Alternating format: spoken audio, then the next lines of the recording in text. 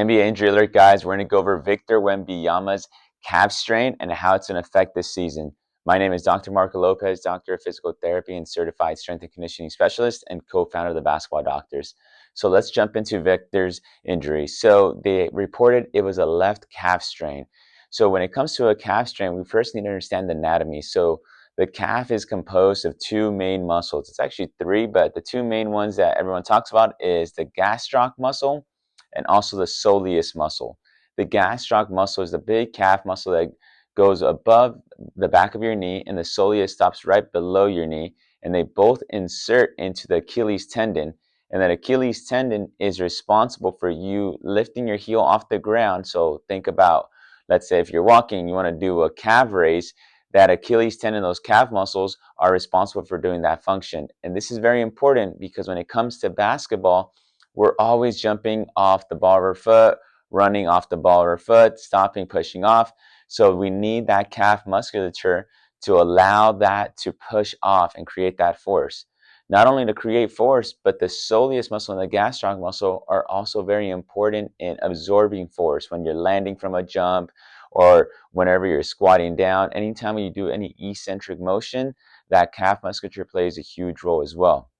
So when it comes to the actual calf strain, normally there's two main ways that you injure your calf. One, you either overstretch it, so you go into those positions that are very similar to almost tearing an Achilles, where you have your foot far behind you and you overstretch that calf muscle, or you could overwork the calf muscle, meaning over time you're just doing too much pushing off and the calf muscle can't take it, and it's like the last straw that broke the camel's back and you overwork that calf muscle. With that, there's different grades of a calf strain. So grades 1, there's like some partial tearing. Grade 2, a little bit more tearing. And grade 3, a bigger tear of the muscle. So whenever you strain the muscle, you're actually creating micro tears in the muscle. And there could be in different parts. It could be more towards the tendon or more in the muscle belly or the insertion, depending where along the muscle it is. Big thing with it is the different grades are associated with how long they're going to be out for. The smaller the grade, meaning those grade 1, grade 2, the less time. The higher the grade, at grade 3, the longer the time.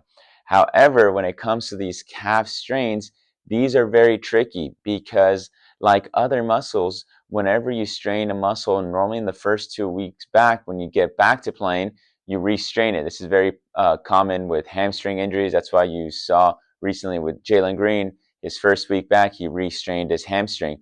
A lot of the times you're not ready for the capacity of playing basketball full 5-on-5 and it restrains. The problem with the calf strain is it's very closely associated with Achilles tendon.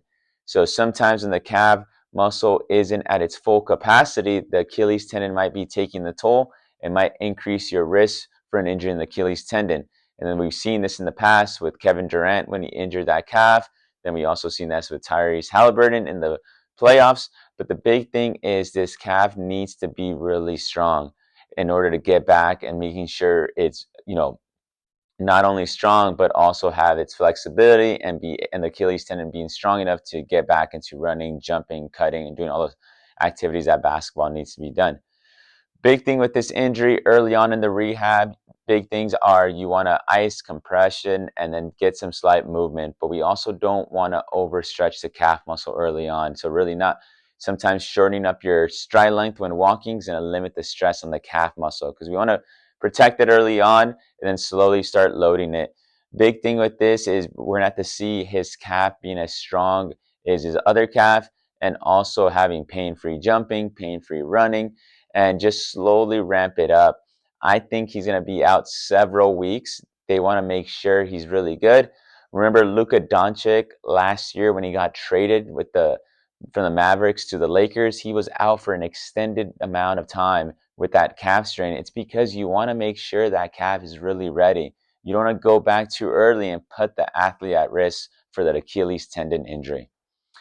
So hopefully you guys learned a little bit about Victor's injury. If you guys have any questions regarding his injury or you guys want us to cover any other athlete, comment below. Let us know what you guys think.